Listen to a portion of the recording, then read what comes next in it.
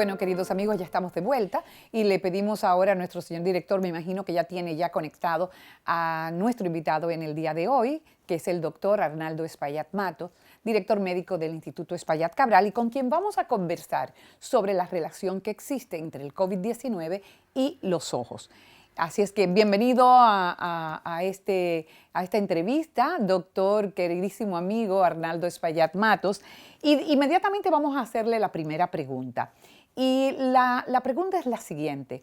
Vemos que todos los protocolos que pues han dicho los médicos con relación a este virus para evitar el contagio tienen que ver con cubrirse los ojos, indican mucho y ponen mucho énfasis en esto. Y queremos saber qué tanto afecta el COVID-19 a través de los ojos y de qué manera. Muchas gracias, doña Maribel, por su invitación a participar en su muy visto programa, para que hablemos sobre los ojos y el coronavirus. Y es precisamente algo curioso que tenemos que darle crédito al doctor Li Wenliang, que fue el que dio a conocer a nivel del mundo lo que estaba sucediendo por la epidemia del coronavirus. Este es un oftalmólogo que estaba trabajando en el Hospital Central de la ciudad de Wuhan, que fue el epicentro donde empezó la epidemia del coronavirus en China. Este oftalmólogo, el 30 de diciembre de 2019, subió en las redes entre sus amigos y que luego se difundió a nivel mundial, el hecho de que él estaba viendo que un grupo de pacientes estaban presentando unas manifestaciones muy parecidas a la del SARS, que es lo que se conoce, o son las siglas de lo que se conoce como síndrome respiratorio agudo severo, que es una enfermedad viral producido por otro coronavirus también letal. Luego, finalmente, se dio a conocer como el COVID-19. Este oftalmólogo fue luego penalizado por las autoridades chinas. Se le mandó a llamar y que se retractara de sus declaraciones y de que firmara una carta en la que él reconocía que estaba difundiendo rumores falsos y que estaba creando desasosiego y alteración de la paz social.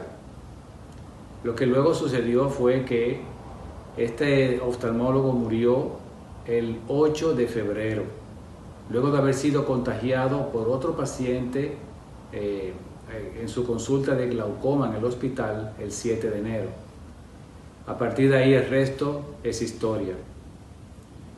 La manifestación ocular que puede tener esta enfermedad es uno de los síntomas que muestra la afectación multisistémica, o sea, la afectación de diferentes órganos que esta enfermedad produce en el cuerpo de la persona afectada.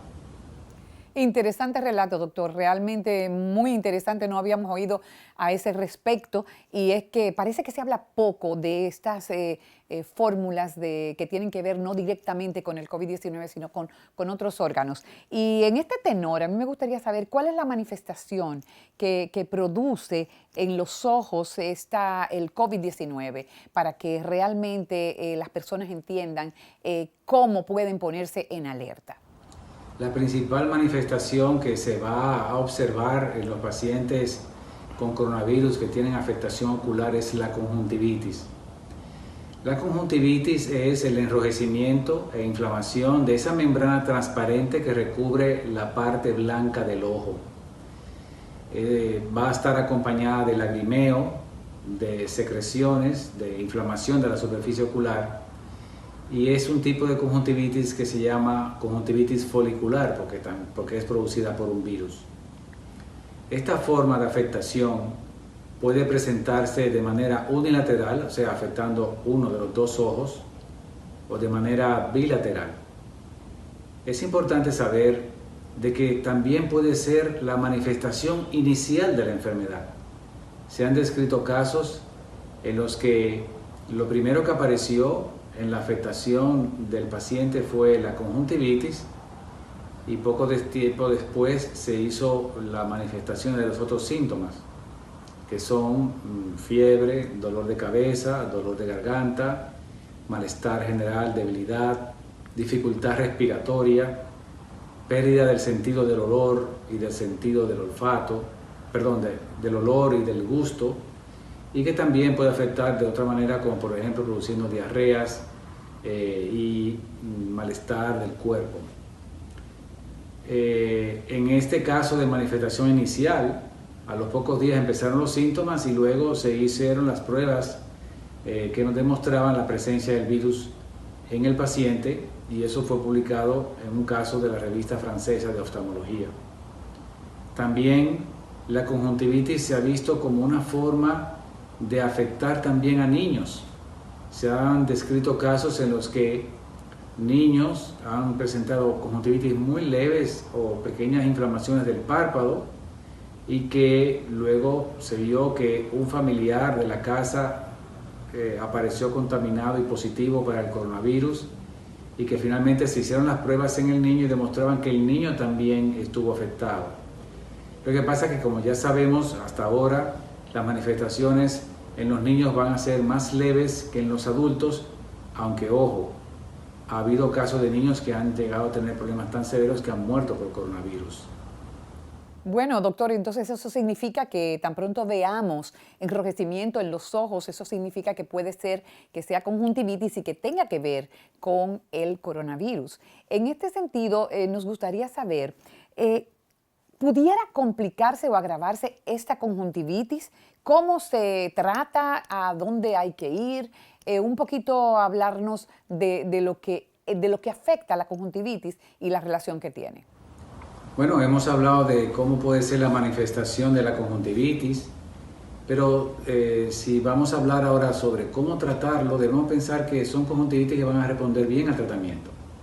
Se le van a indicar gotas de antibiótico con un poco de cortisona para desinflamar, y van a responder usualmente bien, dejando poca irritación del ojo a los pocos días y una curación final. O sea que no se van a tratar de casos que van a ser de conjuntivitis con daño severo de la superficie ocular. Bueno, pues qué bien, doctor. Eso es por lo menos una buena noticia.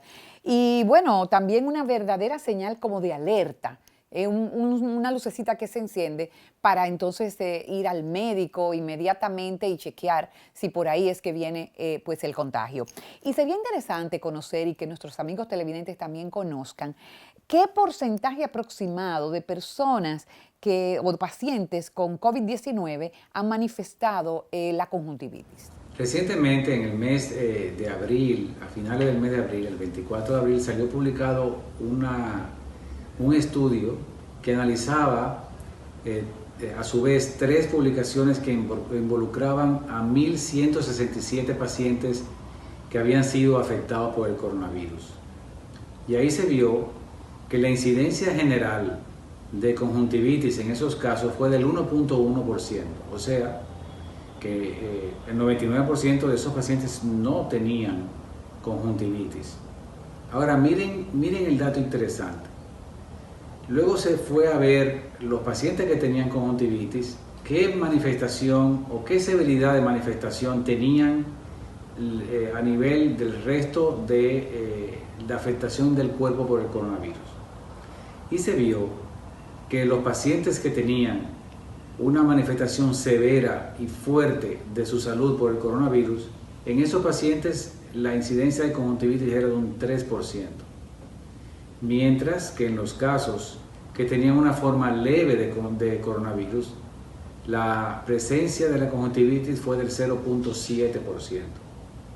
Por lo tanto, se concluyó de que hay que tener en cuenta en los pacientes que van a ser atendidos por enfermedad de coronavirus, que la presencia de una conjuntivitis va a sugerir que muy probablemente ese paciente vaya a desarrollar una de las formas severas de afectación por la enfermedad del COVID-19.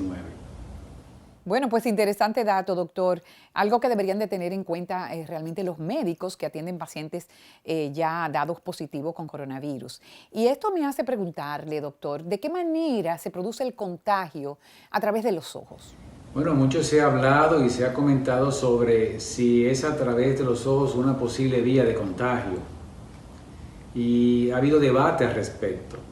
Y ese debate viene porque ha habido publicaciones científicas que han reportado que se ha encontrado la presencia del virus en la lágrima del paciente, incluso aún después de haber dado negativo la presencia del virus en la saliva del paciente. Y en cambio, otros estudios han reportado que no han podido determinar la presencia del virus en la lágrima. Tenemos que entender que el virus penetra a las células del cuerpo a través de unos receptores que se encuentran en la superficie de las membranas de estas células, de las células del cuerpo. Y esos receptores se llaman receptores de la enzima convertidora de la angiotensina 2. Esos receptores no están presentes en todas las células del cuerpo, pero sí en algunas. Por ejemplo, en las células de los alvéolos pulmonares están presentes esos receptores y por eso se sabe que es uno de los sitios donde más afectación ocurre en esta enfermedad, en la afectación de la neumonía. Bueno, se ha encontrado en estudios histológicos de que hay presencia de esos receptores en la superficie ocular, en la conjuntiva y en la superficie de la córnea.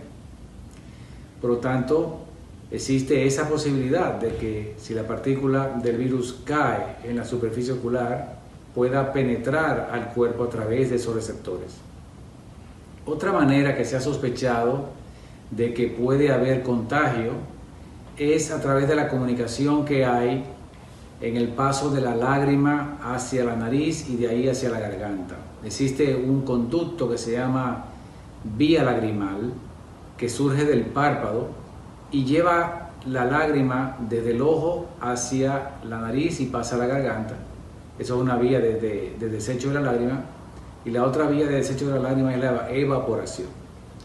Bueno, pues se ha especulado que si ese virus está en la presencia de la lágrima en la superficie ocular, a medida que se va lagrimeando y esa lágrima pasa a través del conducto nasolagrimal hacia la vía aérea respiratoria, finalmente llega a los pulmones y se puede producir el contagio por esa vía, ya sea por esa vía o atravesando directamente las células de la superficie ocular.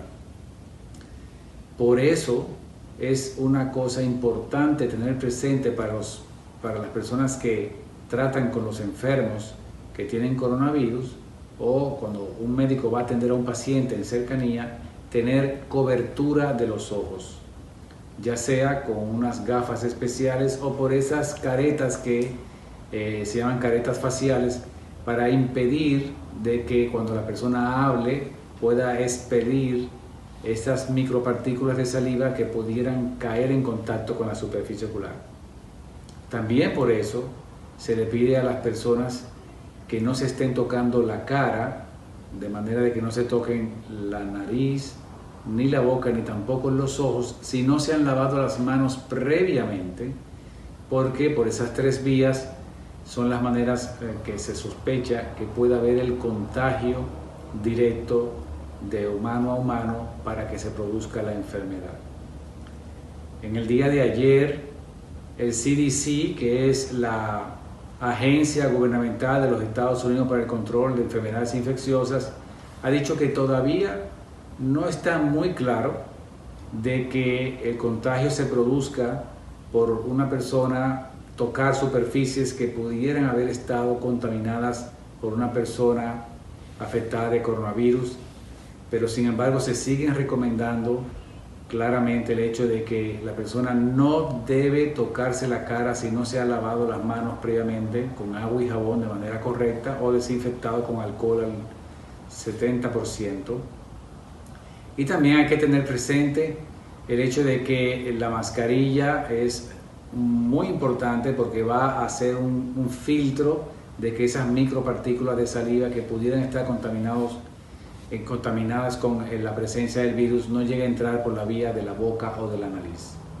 Esos son datos importantes de que todavía tenemos que tener presentes y más ahora que va a haber la apertura hacia la economía y las personas van a estar más expuestas en su diario vivir al momento del trabajo.